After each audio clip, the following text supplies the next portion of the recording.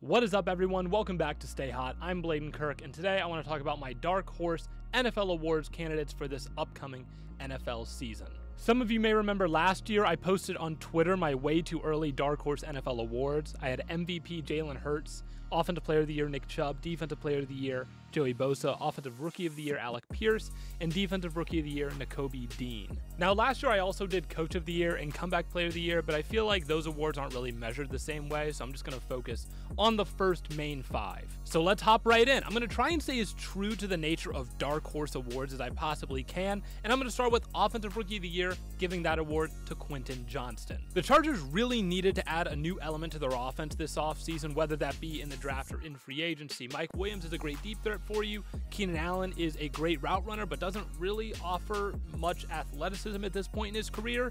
Johnston is going to be able to create a lot of big plays for you after the catch, and you just didn't have that before.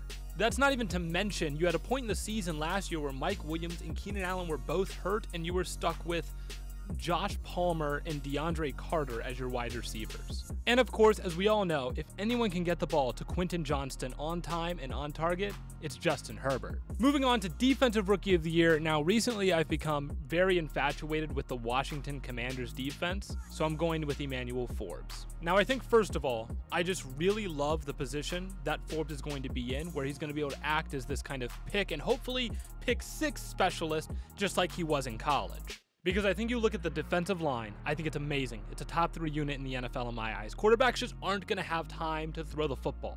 And you already have Kendall Fuller on one side, so you don't need Forbes to be your corner one guarding true wide receiver ones, and then you have Cam Curl up top to prevent any disasters from happening down the field. I really feel like Forbes is just going to be able to ball hawk, and if he's in a position where he takes a few of them back, he can absolutely win the award.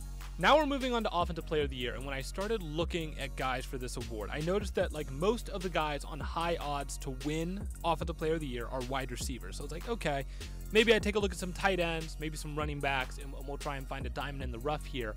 What I did not expect to find was Miles Sanders being 4th in snaps among running backs last year. Now you might not think that's a really big deal, but considering he was on the Eagles, who generally like to rotate their running backs, I feel like that is pretty significant. Now, he wasn't carrying the football every time he was on the field. Obviously, Jalen Hurts took a lot of those carries, but they've had Sanders for like 4 years now, and this is the first time they've really used him on the football field this much. In 2019, he was 25th among all running backs in snaps. In 2020, he was 13th, and then in 2021, he was 29th. But this year, he was 4th. So that was this past season where the Eagles showed some really high interest in using Sanders with much more frequency. Now he's on the Panthers where he's the true running back one. They have a rookie quarterback. They don't have a true wide receiver one. The Panthers have a good offensive line, and Sanders had 1,200 yards, 11 touchdowns on 4.9 yards per attempt last year. So it's clear that Sanders is capable of producing at a high level. He just hasn't been in a position to get a ton of touches, and now he's in line for the kind of volume to put up a monster season. Come on, it's obvious, isn't it? I think that's the one that I'm most excited about. But let's move on to Defensive Player of the Year. I have Shaq Leonard. So Shaquille was a first-team All-Pro defender in 2020, a first-team All-Pro defender in 2021, but he gets hurt in 2022, so it's kind of easy to forget about just how good he is.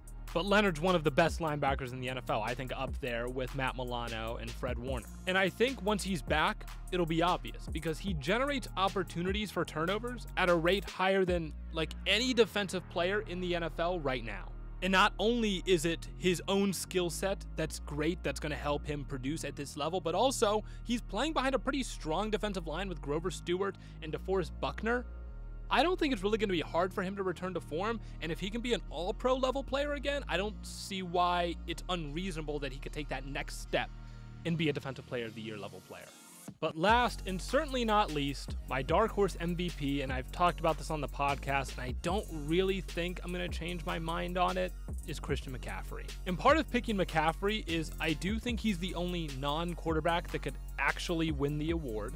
But also, there just aren't any quarterbacks outside of the top 5 or 6 guys that really excite me as dark horses to win this award. And this is simply because it's not good enough for just the quarterback to be good. The team has to be good, and the offense has to be good. And there are only a handful of players that really fit that bill, and none of them are dark horse candidates is the problem. But Christian McCaffrey is one of these dark horse players, and I think he could reasonably win the award because the 49ers are actually going to be really good.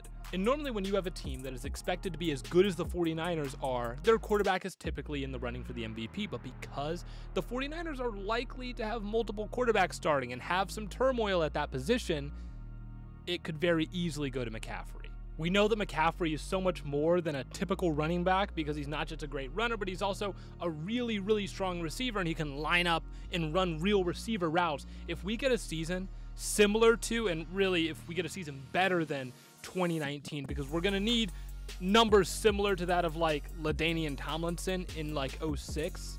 If we get a season like that and the 49ers quarterback situation is a little bit of a mess and there's still the 1 or the 2 seed, he's the MVP.